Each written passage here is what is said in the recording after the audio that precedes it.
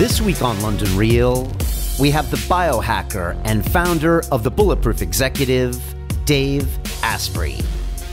So you can use data from your body because your body will tell you when you're stressed, even if you don't feel it. Probably did lose at least 15 IQ points from all the toxic exposures and all of that, and gain them back from getting rid of the toxins. If you gave me, especially a diet soda, which is really neurotoxic, I would not be able to have this conversation with you. It would make me biologically less than I'm capable of being. Because I want Bulletproof to be as big as it needs to be to help the maximum number of people. Drugs are technology. You can use technology to kill people.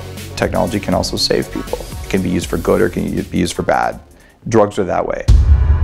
London Real presents Dave Asprey, Bulletproof. You don't take your laptop and plug it into the wrong power supply. Well, you shouldn't do that with your body either. London Real Academy. Build the best you. When I go in and look at a person or a business, I want to hear him talk about his dreams. Am I living in alignment to the way I want to be living? And there's a feeling you get if you're not. A community of action-oriented people that will keep you accountable to your goals. Sign up now for a free 30-day trial.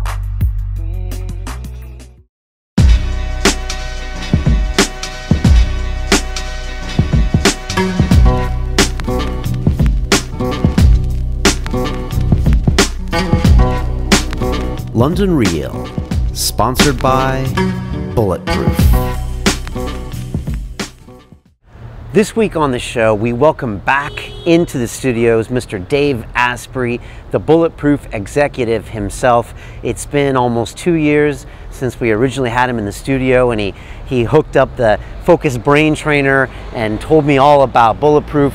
The company has come so far in the meantime, and so has Dave. We spent time up at the castle in Scotland for Dan Peña's 70th birthday in kilts, and now we really just sat down and talked about how he's changed and all of the big changes that have happened at Bulletproof. You know, they have their store now in Santa Monica. They've become so big as a company, just raised $9 million in VC, and it was just great to sit down with him, talk about, you know, the ups and downs of the past 2 years, talk about coffee, talk about life, and this is really one of my favorites. We had a real flow going on in this episode, so I can't wait for you to see it. And you know, Dave has always been a huge supporter of London Real. They've been our drink of London Real. They've been supporters of the show really from the beginning, and so I've always got lots of time for Dave and everything that he represents. So hope you enjoy this episode with the Bulletproof Executive. And I also hope that you've enjoyed the London Real Academy. We are now 700 members strong all around the world. I just spent some time in San Francisco recently and hung out with 20 of you. The vibrations are incredible. We've got focus groups right here in the studio in Shoreditch every 2 weeks where 20 people come together and we talk about your goals, how to build the best you. We have amazing courses online with Dan Peña, Phil McKernan, more to come. I do webinars every week that are, you know, just for Academy members. There's so much happening. Accountability buddies. We're just building the best versions of ourselves, and I hope you can join us. It's a 30-day free trial, no risk, so there's really no reason not to. So I hope I see you there. If you come on the inside, send me a private message on our social network, and I'm just so excited to have this happening. It's been the best part of my journey over the past 4 years, and we are soon going to be a force to be reckoned with. So I'm so excited, and I hope you join us. But until then, I leave you with Mr. Dave Asprey, the Bulletproof Executive.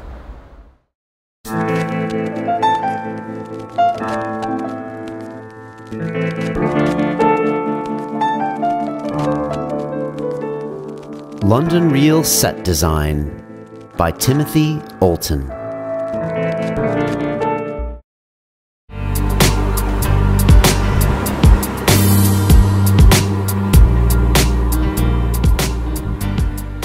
This is London Real. I am Brian Rose. My guest today is Dave Asprey, founder of the Bulletproof Executive, creator of Bulletproof Coffee, host of the #1 health podcast, Bulletproof Radio, author of the New York Times bestselling book, The Bulletproof Diet. Dave, you provide information and techniques for taking control of your biochemistry, your body, and your mind so you can perform better without burning out, getting sick, or allowing stress to control your decisions. You recently opened the first Bulletproof coffee shop in Santa Monica, California, and Bulletproof Films released the company's first documentary film, Moldy, in June. You've also just raised $9 million in funding from Trinity Ventures. Welcome back to London Real. You know, that was the most amazing introduction, and it's all because of my first appearance on London Real. And that was 2.5 years ago. You know, I was looking at that footage. So much has changed. You know, I think we were still splitting the screen back then. I just think about what you've done with Bulletproof since then, and I was just wondering if you could fill us in on the last, 2.25 years of what's been happening with you, because like so many things have changed. You know, the first retail store, every time I look on TV, there's a new Hollywood actor talking about drinking your coffee.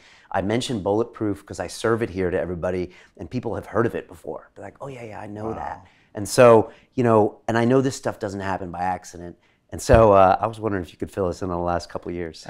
I can, and I will. First, I got to say, you put me up at this ghetto conference table when I was here last time, like over there. Look at this set. Like, this is legit. I walked in the door, I was like, I'm in the wrong place. So this is, congratulations. This is an amazing upgrade that you've done as well. Thank you. Thank you. It's a great for me to see as a marker when I have someone back on after a while. And I guess things have changed a lot. And, yeah, you've upped your game immeasurably. Yeah, we try to get a little bit better every week, and that's probably kind of what you do as well. Yeah. And so thanks. No, I appreciate noticing that. You got it. The bulldog, I love it. Yeah, Winston's a nice touch. So what's happened in the last 2.5 years? Yeah. I had a chance to be out here, just kind of worked out. I was in town and I was just getting to know your show, and I thought, this is great. And I've been doing the same things that I was doing back then, which is putting out the things that I've learned in the course of hacking my own biology, losing 100 pounds and turning my brain back on, and 10 years of running an anti-aging research group, the Silicon Valley Health Institute. And there's so many nuggets in there that I realized the really difficult thing for people is that the knowledge is overwhelming, and it increases every day, almost exponentially, because we have more researchers coming online, more research coming online. And I have a pretty good idea of what works. We have a pretty good idea of why it works, but there's a lot more coming that may change or modify or change direction slightly, but directionally I'm pretty sure we've got a good understanding here. What is missing though is how do you communicate that level of complexity effectively?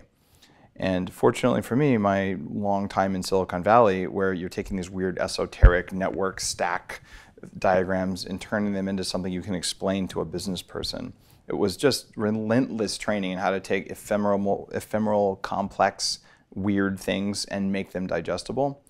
So I applied that same logic to all these different nuggets of wisdom that people can use right now, whether or not they're old or they're sick or whatever. Like, this is about everyone performing better. It's not just for getting well. And I put all of my attention and effort into communicating them briefly and effectively so that it enters people's consciousness and it becomes actionable. And the last 2.5 years has been that. So the Bulletproof Diet is around 100,000 words. It's sold about 100,000 copies. There's 250,000 words on the website where you could pick up most of this information, but the amount of effort that goes into organizing and quantifying and referencing and just making it so you can digest everything. It's the old Mark Twain quote, if I'd have had more time, I'd have written less. So this is an attempt to boil it down. The roadmap for the Bulletproof Diet, which is eating for cognitive function and resilience, not to mention your pants will probably fit better. That's a one-page infographic that's free on the website. And a lot of what I do is driven by a sense of responsibility.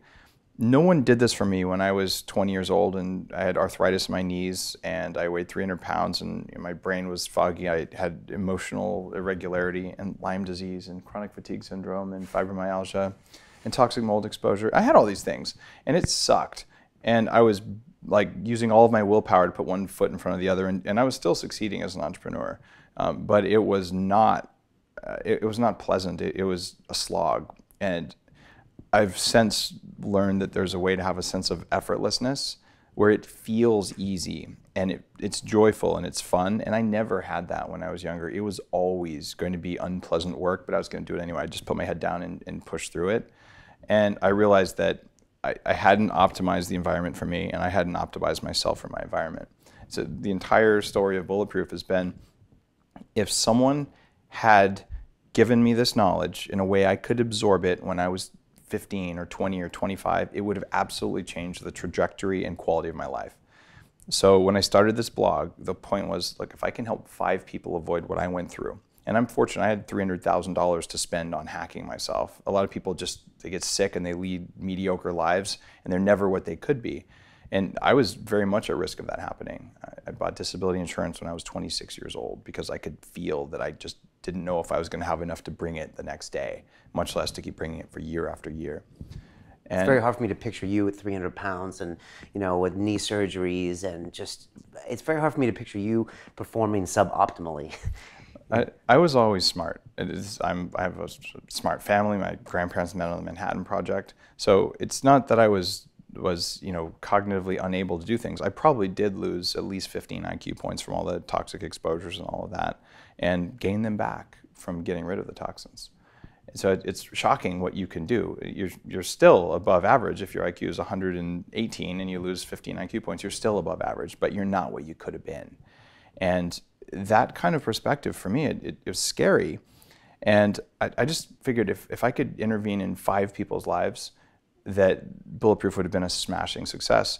Because I was a vice president at a big internet security company. I was VP of basically evangelism at the company. I was responsible for getting this large company's message out around internet security and cloud security. So I didn't need to start Bulletproof. In fact, it was one of the riskiest things I did, was quitting my very successful career. I could have been a CEO of a venture-backed cloud computing startup without a lot of work. And instead, basically, my family's future, I said I'm going to start a coffee company. And it was just, though, out of a desire to take something that is so profoundly important. Like there are things that are kryptonite for everyone that are around us. We don't need to fear them. We need to know what they are, and we need to take reasonable steps to minimize these in our environment. And yeah, mold toxins in the environment are such a big unknown source of kryptonite that I did a documentary about that. And that's because water damaged buildings, for a quarter of us, 28% of us, they make you weak. And one of the first things they do is they take away your ability to regulate your emotions well. They make you tired and cranky and bitchy and nasty, and they make you mean to your kids and to your coworkers. And I've experienced that. And well, if 1 in 4 of us is really messed up by this, the rest of us don't feel it that way, but it increases our risk of cancer and heart disease and a bunch of other things. And it's virtually invisible. It's just unknown by the medical profession. So I said, all right, that's worthy of having attention. So I spent a couple of years and a lot of out-of-pocket money making a documentary. But now there is no physician out there who can say, this is not real. And there is no family member of someone who has these mold toxin sensitivities who can sit down and say, you're crazy. No, this isn't about crazy. This is about different people experiencing the world in different ways. And so many of us don't even know this is happening, or a lot of us haven't even experienced kind of optimal performance. I never had. Till I was 23, I thought it was supposed to hurt when you walked. It always hurt. My feet are flat. They're less flat now because I've been fixing that. But when I got orthotics when I was in my early 20s, I was like, oh my God, I walked across campus and it didn't hurt. Like, it was such a revelation. I was just looking around like, how could I not have known this? But it turns out most people believe that they're supposed to be struggling. In fact, you're a good person if you struggle. And that is not the case. You can work really hard and you can succeed or you can fail, but you don't have to struggle. And if there are things in your world that make you work harder than you should or than you need to get something done, you could address those with the sense of struggle, or you could say, I'm going to do it anyway. But you're actually wasting the gift of your life.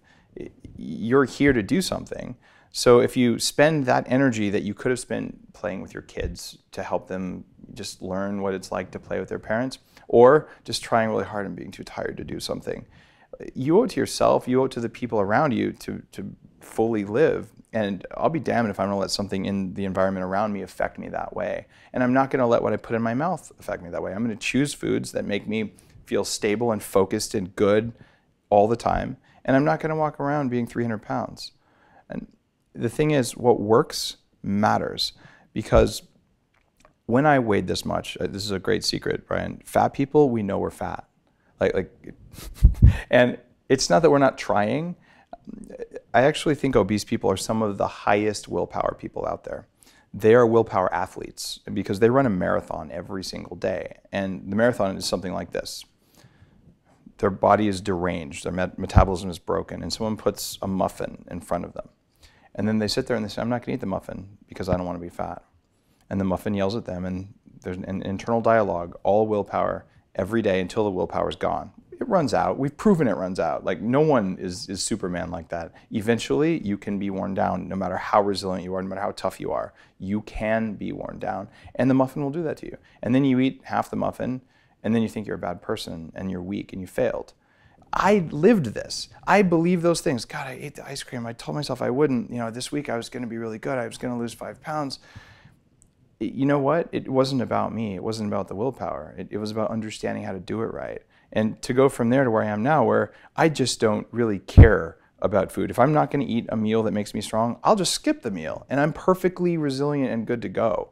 And I can do that several times in a row before I'm like, all right, no, I'm actually really hungry. I'm not going to crash. I'm not hangry. I'm not hypoglycemic, but I'm hungry, genuinely hungry. I'm not starving. I'm not craving. I never knew there was a difference between craving and hunger. There is one. And so to teach these things, that's what Bulletproof has been about, and to show them. People say, oh, I don't like Bulletproof coffee. I talked to a reporter the other day here in London. She said no one in the office liked it. And I said, wait, that's not possible, that no one in an office would like Bulletproof coffee. I've had hundreds of thousands of people try this. And I said, did you blend it? She goes, no. Okay, so there was an oil and butter scum on top of some black coffee, and they were drinking that going, it's gross. So if you do it right, generally people like that, and they experience the change in their mental state that comes from having glucose and ketones in the brain at the same time. So it's a noticeable effect. And for a few people it's not, but for the vast majority it works. So yeah, I do that, and the coffee shop in Santa Monica is there because for every person who hears this and downloads the Bulletproof coffee recipe and picks up some Bulletproof coffee beans, all of those people, there's probably 9 more. For every one of those, there's 9 more who are saying, I'm probably not going to do that. It sounds weird. But they'll stop by the Bulletproof coffee shop, and then they'll give it a try, and it'll change the quality of their day, and they'll feel what it's like to be at this level where they haven't been in a while, and that inspires them to do other things in their life that have nothing to do with me so they can stay at that level. This is a way of up-leveling what all of us are doing, like all of the world. And when people do the things that I talk about on the Bulletproof website, like order grass-fed beef and grass-fed butter, they're actually participating in ecosystem restoration. You can have rangeland with grass-fed cattle that does not need irrigation, that has a healthy soil biology, that has species diversity. Or you could eat your endless rows of vegan kale that are a monocrop that may or may not be damaging the soil depending on whether it's organic and how well the soil is maintained, but certainly don't support lots of bunnies living there and all the other things that happen in a healthy ecosystem. So when you look at it from rangeland versus farmland, and you look at how important cattle are for our ecosystem, you realize, okay, those decisions you make aren't just about being nice to animals, they're about being nice to the whole earth, and that the earth requires big animals and little animals and vegetables, and it requires lots of variety there, not just rows and rows of tofu or soy or corn or any of the other healthy fad vegetables. Right, so you're introducing, some other concepts of what that world looks like. One thing I've always noticed about you was the information. You talk about the information that you condensed into the Bulletproof Diet book, but your company has always been about information. I mean, your blogs, like you said, 250,000 words. I often say to people, Bulletproof is really a media company, and then you happen to also sell coffee, but you're constantly cranking out information to people, whether it's your podcast, multi-documentary, countless articles. I mean, it's really more about education. Yeah, I fully expect to change the world. Like that's what I'm working to do. And there's 2 sides to changing the world. One of them is changing supply. And this is what farmers do, what big industrial companies do, food producers. And the other one is changing demand.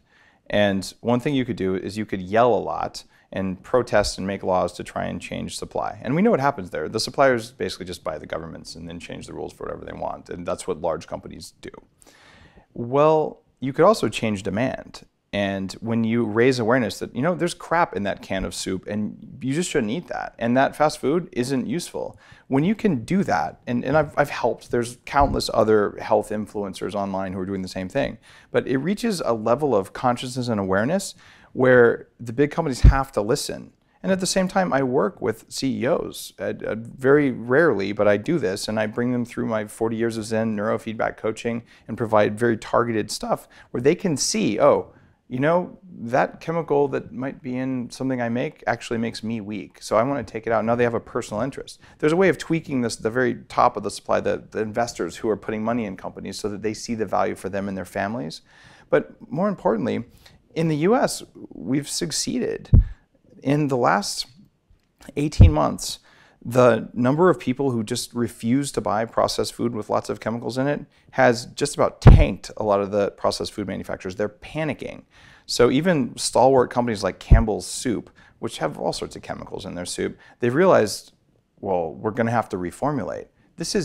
I thought this would take 20 years. McDonald's had double-digit drop, and people just stopped going because they realized it's not food. One of the big fast food chains in the US now has grass-fed beef. Granted, it's probably genetically modified grass, but it's a step in the right direction.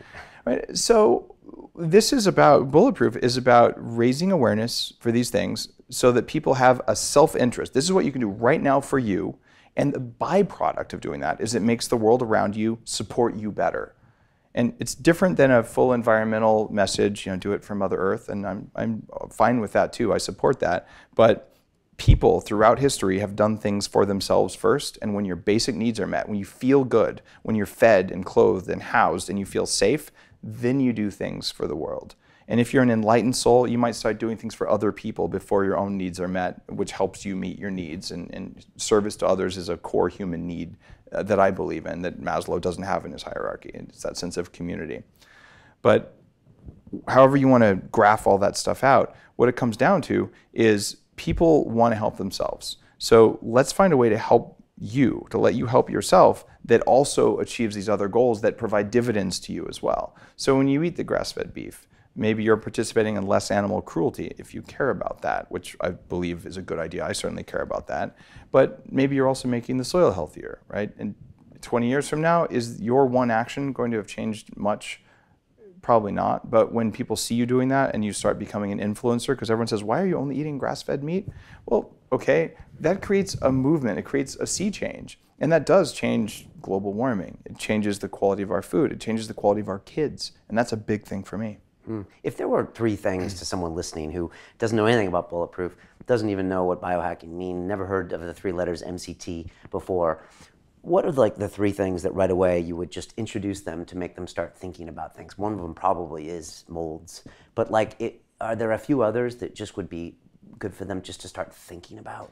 Let's talk about what biohacking is. And this is a term that I helped to popularize. I have one of the biohack something or another. Do you like that word now, or have you moved past that word? I like that word, and I didn't trademark the word. I could have in the early days of that, and I didn't do it on purpose because I wanted a name for what it is that I do that I don't own, because it's a community name. And then there's now hundreds and hundreds of self-identified biohacker bloggers, and there's tens of thousands of people who identify as biohackers. There's physicians who call themselves biohackers. The Bulletproof Conference in Pasadena, it's in its third year coming up, and we're expecting about 1,000 people to come to a conference on biohacking. And biohacking is the art and the science of changing the environment around you so that you have more control of your own biology. And the environment outside of you and inside of you is entirely hackable. You can change genetic expression. You can change hormonal expression. And it's not about health, it's about control. And if you understand that you have control, you can apply the control to say, you know what, I want to be a bodybuilder. I don't care if I die at 50. I'm going to be the biggest, most bulbous balloon animal looking guy I possibly can be. We just had that guy here last week, Dorian Yates. And I respect the hell out of that. Like the whole bodybuilding profession, like these guys said, this is what I want, and this is what I'm going to do, and I own my biology, and I am in control. You know, I actually want to live to like 180 or thereabouts, maybe a little bit longer. And I'm not a bodybuilder, but I want to have enough muscle mass to be healthy and optimal, right? And I don't want to spend a lot of time doing it. So I exercise, but I don't exercise at that level, even though I have great respect for that. Likewise, I'm not an endurance athlete, but I have great respect for those who say, you know, I'm going to control my biology. I'm going to be able to run 100 miles straight. Like, wow, badass. That's amazing. So what do I want to do? I want to lead a company that's growing rapidly, helping a lot of people, and I want to be a kick-ass father and a good friend to my friends and a member of the community. Like, that's what does it for me. I want to create, and I want to share the things that I learned, and I have some big missions. There are some medical conditions I think we can measurably change just by changing people's lifestyle practices. So, in fact, most of the chronic illnesses that we have today in the world, the chronic Western diseases, you know, diabetes, cancer, heart disease, Alzheimer's, autism, all of those are lifestyle diseases. And there's no greater act of service that I know of than to help people know, well, these are the things that are likely to reduce your incidence of these. Some of them we can prove without a doubt. Some of them we're pretty sure, but directionally it's a lot better than, you know, pizza, beer, and cigarettes. And so let's put the information out there and let people decide. Do you want to move a little bit in the right direction? Do you want to move a lot in the right direction? Or do you want to be blind to what direction's even useful? And the blindness thing didn't work for me. And some of the, you said controlling your environment, some of that is knowing where molds are. Some of that is if you're consuming the wrong pieces, if you're consuming the sugars or the gluten pieces, or is it not that simple? Well, that's part of it. And here's a prime example. When I was creating Bulletproof Coffee, I went to Tibet and I drank yak butter tea at very high altitude, 18,000 feet. And I noticed, and this awareness, this constant why, like just the question why all the time, I noticed I feel amazing. I should feel like I'm dying at 18,000 feet, because you basically are. Like it's not pleasant to be at high altitude like that. And this stuff rejuvenated me. And it stuck with me so much that when I came back to the States, I said, I'm going to try and make this at home. And I made this horrible butter thing. It was gross. And I went through all the butter variables. I tried 25 different kinds of butter and realized a couple of these have something special. And that was using my sense. Like, I felt different when I tried them.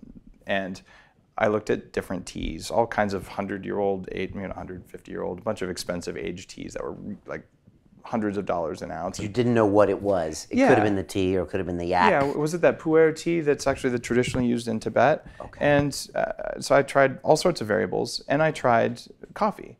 And I had given up on coffee for almost 5 years because when I drank it, it made me cranky and angry. And I realized I had 1 cup of coffee and I felt great. And the next day I had a cup of coffee and I felt like a zombie. I'm like, wait, it wasn't the coffee.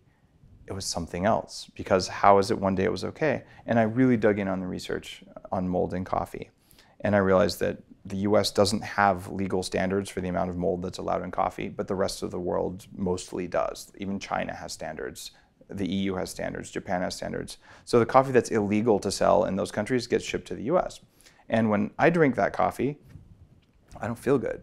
And I thought, I'm so tired of buying coffee that makes me feel crappy. And every now and then I get good coffee and I treasure it. So my first product was, I thought maybe 100 people would want this ultra pure coffee that doesn't cause the crash and jitters and crankiness that I experience from most coffee, because I'm more sensitive to right. And that's the thing. You are highly sensitive. You're kind of the canary in the coal mine. Yeah. Well, I grew up in a basement that had been flooded. There was toxic mold, most likely Stachybotrys based on symptoms, one of the very worst of the worst. And I have all the symptoms of this as a kid, and I have documented cases as an adult where I lived in houses that had mold toxins, and every time I started to gain weight. That's probably why I weighed 300 pounds. That's why I couldn't lose weight when I exercised 6 days a week for an hour and a half a day and cut my calories, cut my fat. And I have some of the world's top experts in mold saying, yeah, that's normal. You cannot lose weight no matter what you do if you have toxins like that in your environment. Dr. Daniel Amen, like the most popular psychologist in America, uses quantitative brain scans. He looked at my brain when I was living in a moldy house with 3D radioactive imaging, and he said, Dave, you have the same brain structure as someone like a street drug addict, like someone living under a bridge. Like, your brain is completely messed up by these. So these have a profound effect on me because I grew up literally sleeping in poisonous air. I didn't know, my parents didn't know, and I dealt with this cognitively, I dealt with this physically, and a lot of the reasons my body isn't as strong as I'd like it to be, well, it's actually kind of strong now, but it wasn't growing up, is because of that. And it does make you more sensitive.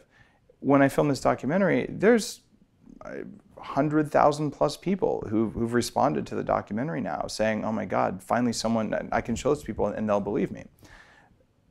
However, there's 1,200 studies on the Bulletproof website around just that one toxin that's in coffee that also grows in your walls if there's a leak in your ceiling or there's water behind the wall from condensation.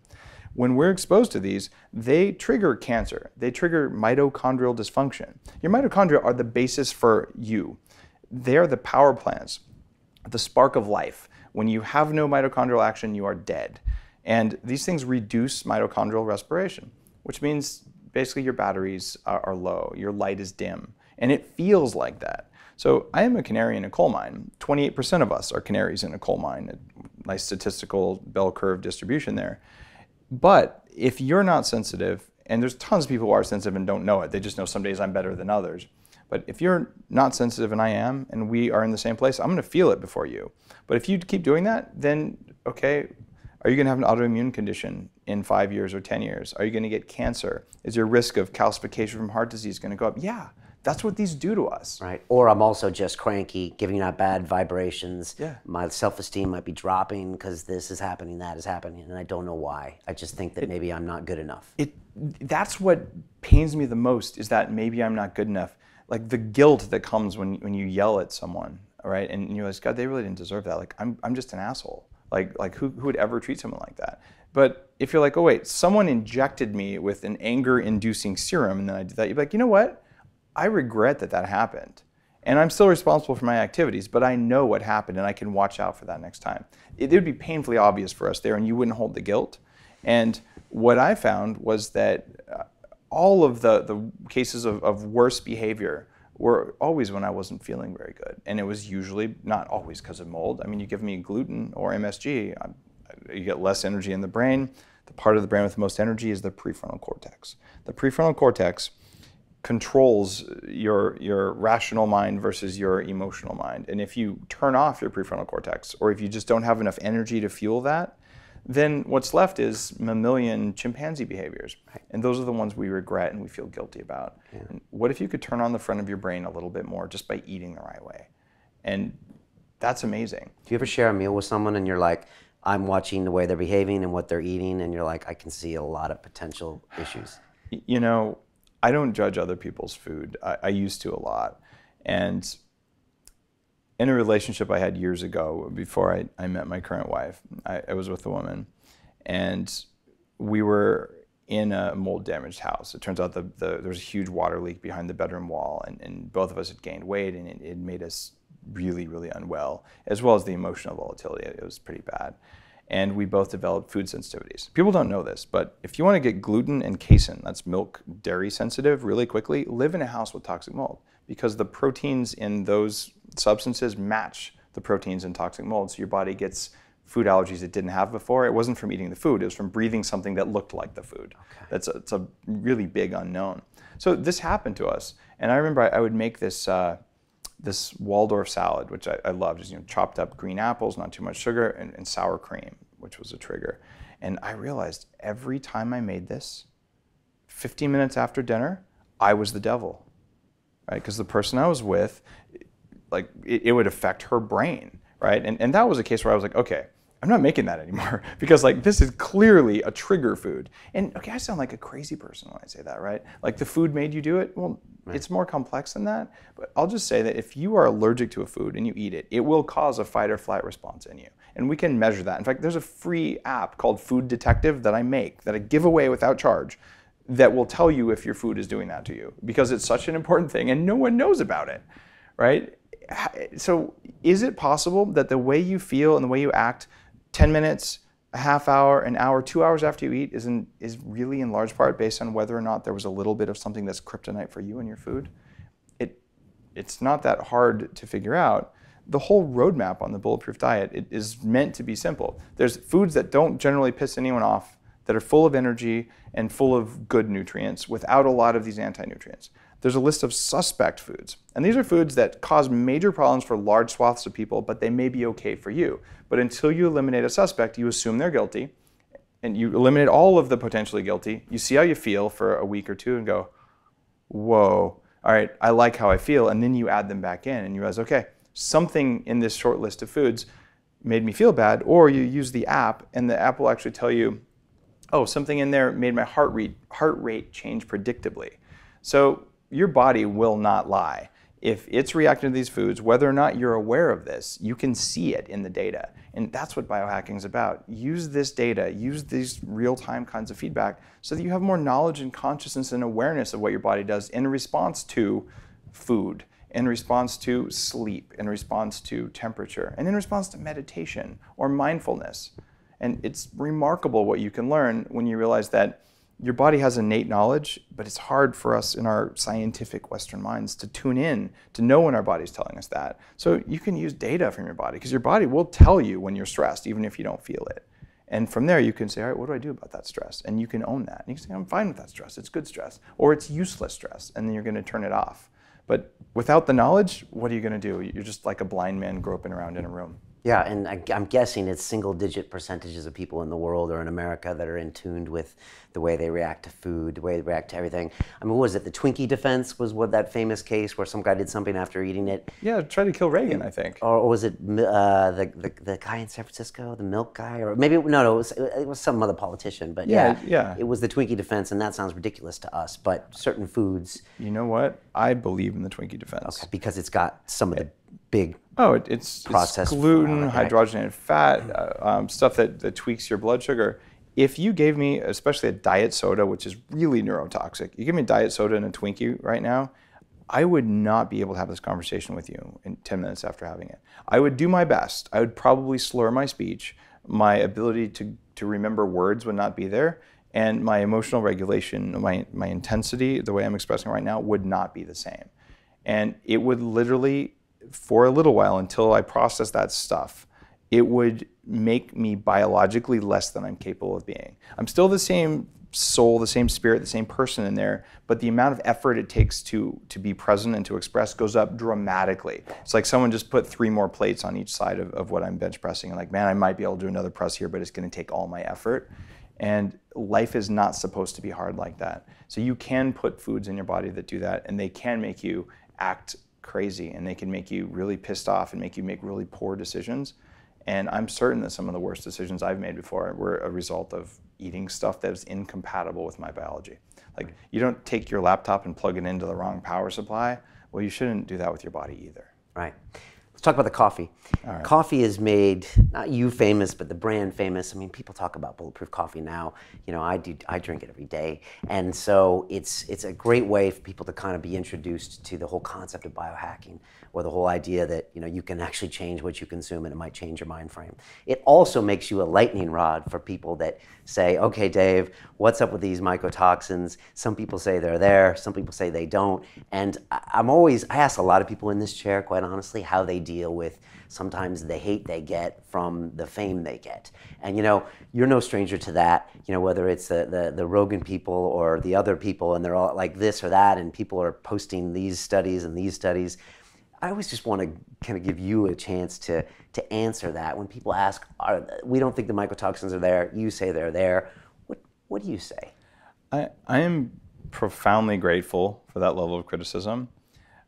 I was inspired to spend almost 2 years of my life and hundreds of thousands of dollars out of pocket to make Moldy, the documentary, to document what mold toxins do to people. I interviewed a dozen people whose lives were completely wrecked by this, and about a dozen physicians, including 2 really influential physicians, as well as some less known ones who are total experts in mycotoxins. And anyone who says mycotoxins don't matter, who watches Moldy, is not someone that I'm that interested in talking about. They could say, I have questions, and we can do that. But if you can look at that body of evidence, or the 1,200 studies about one toxin that's present in coffee, the most dangerous one called ochratoxin A, or sorry, not the most dangerous, but the most common one in coffee. Or you can look at the 34 studies on my website about the presence of this in coffee. Or you can look at the evidence that most world governments have standards for this because it's so dangerous, and the EU in the last 10 years tightened their standards because it's worth doing for their population, but the US has no standards. Or you could look at the video of one of the advisors to Bulletproof, Mark Inman, former head of the Specialty Coffee Association, saying, I was in the room in 2008 when the Japanese trade minister rejected 1,000 containers of coffee that was too moldy for Japanese people to drink. And I said, Mark, what happened to the coffee? He said, they sent it to America. So you can face all of that and still cross your arms and say, there's no mold in coffee. there isn't a conversation to be had there. Do you think in 20 years from now we're going to look back on mold the same way we look back on doctors who were smoking Lucky Strikes, and the same way we looked at pregnant mothers having martinis, and we're going to hit ourselves in the heads and say, what the hell are we thinking? Absolutely, we're going to do that. And there are major connections between mold and fertility. And I see this all the time because people who are looking for solutions come to Bulletproof and they're like, could this really be? And then they watch the documentary and they go, wait, there's a problem here. And environmental mold is more dangerous. It's more imminently dangerous than mold in your food. However, if you've been exposed to environmental mold in your food makes you just feel crappy. And if you eat low levels of these toxins in your food all the time, it actually causes damage to your body. And the toxin that's present in coffee is also present in a lot of grain, as well as some other toxins. This is that ochratoxin A. It's present in chocolate. And the quality of your chocolate, quality of your coffee really do matter. And one thing that almost everyone who drinks coffee has experienced, sometimes you drink coffee and a half hour later, you have to run to the restroom and you have to pee, right? And there's not that much pee, but you just had to pee, right? Your bladder wasn't full. Other times you drink coffee and you don't have to pee. Well, here's why. Ochratoxin A, this thing that critics say doesn't exist magically in coffee, it is a strong toxin for your kidneys and your bladder. So what your body does in response to drinking this stuff, and it's effective at parts per billion, you drink it and then the body says, oh my God, this is an emergency. There is something here that is damaging the system. So it pulls water out of your blood plasma. It dehydrates you. It puts as much water as it can get into the kidneys, into the bladder to dilute the toxin. And then it sends the signal, pee, you gotta pee right now. And you go in there, you're like, I really didn't have to pee. What's going on here? That is our natural body's response to drinking something that is bad for our bladder and our kidneys. You may also feel tired and cranky. And the reason for that is that it takes extra glucose in order to help metabolize these toxins and move them along. Because this is a life-threatening emergency to the meat in your body, even though you don't have any idea it's happening cognitively, your body then calls on blood sugar.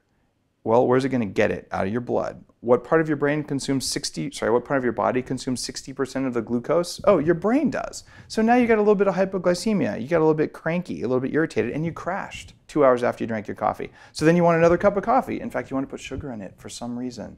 Well, people don't put sugar in their Bulletproof coffee. It doesn't need it. And they drink only 1 cup instead of the coffee yo-yo.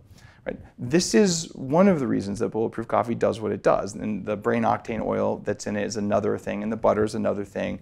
And there's some things where I'm pretty darn sure, and some things where it's a hypothesis based on a study, but we haven't studied it specifically. And this is written up in the Bulletproof Diet.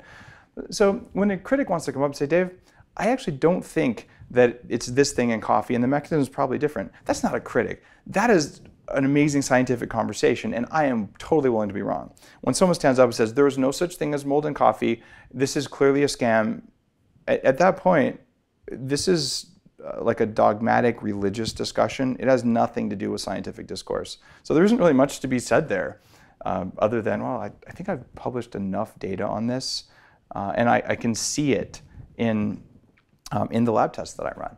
And so I'm just not worried about that. Everyone doesn't have to like what I'm doing, but the number of people who've emailed me and said, Dave, I couldn't drink coffee for X number of years, some people for 18 years. And then I tried your coffee and it doesn't cause the jitter and the crankiness that I used to experience. I feel different on this. We also ran a study in the workup for the Bulletproof Diet, and I published the results of the study. There was a statistically significant difference in cognitive performance, in executive function, of people drinking black mold-tested Bulletproof coffee beans versus black beans from the corner coffee shop. So we had there were 54 people entered the study. And they went out to different, basically the local coffee house and bought coffee. And we, for 6 weeks, ran a comparative analysis. Twice a day they ran cognitive batteries of how they're doing. And you know what, there was a difference. Black coffee versus black coffee, and butter Bulletproof coffee versus butter other coffee. So it turns out that there's some evidence that this works. Is there a 100% guarantee that it works for everyone? No. Is there a reasonable mechanism for action? Yes, and mold toxins are one of the major ones. So at that point, like, I'm happy to have a detailed conversation, but when the conversation starts with "F you, Asprey," that's not a conversation. That's actually an opportunity to hit ban. To watch the rest of this fascinating interview, click on the link below and go to londonrealacademy.com. There you can sign in with your social media login and watch the rest of the episode for free, along with all of our episodes on London Real, my webinars, and all of our premium content, all located over at londonrealacademy.com. So click on the link below. You'll be directed there and you can watch the rest of this fascinating interview, and I'll see you there.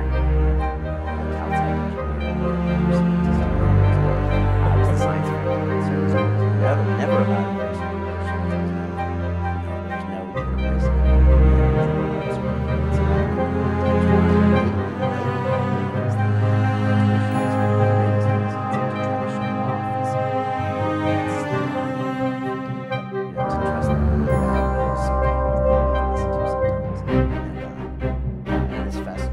The second part of that question is,